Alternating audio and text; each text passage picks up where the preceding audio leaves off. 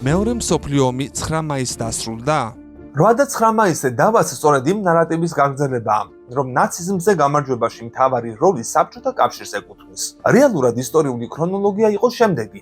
პირველად გერმანიის მხრიდან კაპიტულაციას ხელი მოეწერა 1945 წლის 7 მაისს საფრანგეთში, ქალაქ რეიმსში. თუმცა იოსებ სტალინს სურდა, რომ დამარცხების დეკლარირება ბერლინში მომხდარიყო. მეორე დღეს 8 მაისს გვიან ღამით გერმანიამ გამოაცხადა კაპიტულაცია.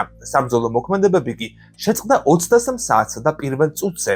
ამ დროს საბჭოთა კავშირში 9 მაისი თენდებოდა. მიუხედავად იმისა, რომ სასაათო სარტყლით გამოწვეული გაუგებრობის გადაჭრა მარტივადაც შეიძლებოდა, საბჭოთა კავშირის მიზანი ეს არ ყოფილა. მათ ამ თარიღის დამკვიდრებითაც სწორედ საკუთარი თავის, როგორც ნაციზმზე გამარჯვების მთავარი როლის შემსრულების წარმოჩინება სურდათ, რასაც აგრძელებს საბჭოთა კავშირის პირდაპირი მემკვიდრე რუსეთი.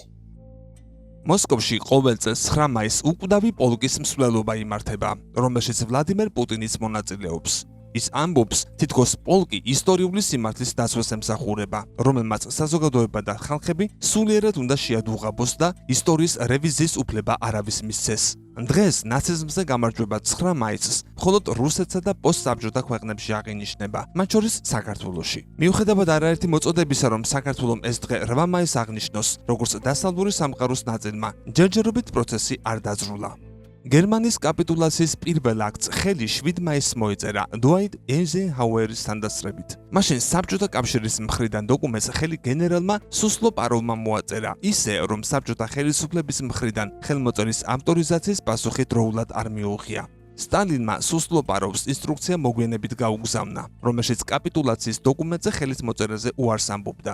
როდესაც სტალინმა გაიგო, რომ დოკუმენტი უკვე ძალაში იყო შესული, გერმანიასთან კაპიტულაციის ცალკეული დოკუმენტი მოამზადა. მეორე აქტის ხელმოწერა უკვე ბერლინში 9 მაისს ჩატარდა. თუმცა რადგანაც ეს დოკუმენტიც პირველი დოკუმენტის იდენტური იყო და უკვე აღიარებული იყო შეერთებული შტატებისა და ბრიტანეთის მიერ, მეორე მსოფლიო ომის დასრულების თარიღი 7 მაისია. 9 მაისი საბჭოთა კავშირისთვის დიდ სამამულო ომში გამარჯვების სიმბოლო გახდა.